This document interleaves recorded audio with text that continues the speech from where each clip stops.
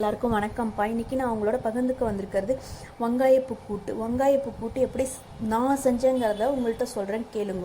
இதற்கு தேவையான பொருட்கள்: ஒரு கட்டு வெங்காயப்பூ, 1 டீஸ்பூன் மஞ்சப்பொடி, 2 டீஸ்பூன் சாம்பார் பொடி, 50 கிராம் பைத்தம்பருப்பு, 1 தேங்காய், 1 டீஸ்பூன் அரிசி மாவு, 1 டீஸ்பூன் நெய், அரை டீஸ்பூன் ஜீரகம், தேவையான அளவு உப்பு, ஒரு 2 சிட்டிக்கை பெருங்காயம். அவ்வளோதான் இதுக்கு தேவையான பொருட்கள்.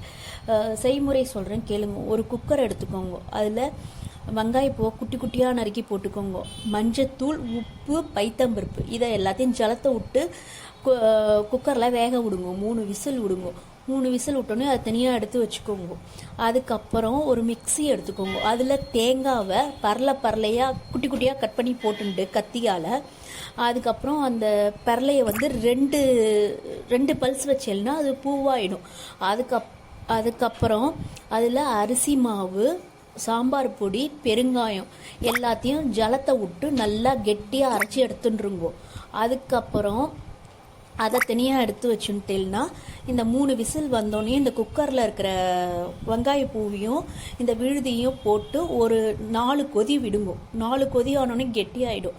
அதுக்கப்புறம் தனியாக ஒரு இல்பச்சட்டி எடுத்துட்டு அதில் நெய்யை விட்டு 2 பெருங்காயம் 2 ஜீரகத்தை போட்டு தாளிப்பு போடுங்க. அவ்வளோதான், வெங்காயப்பூ கூட்டு ரெடி.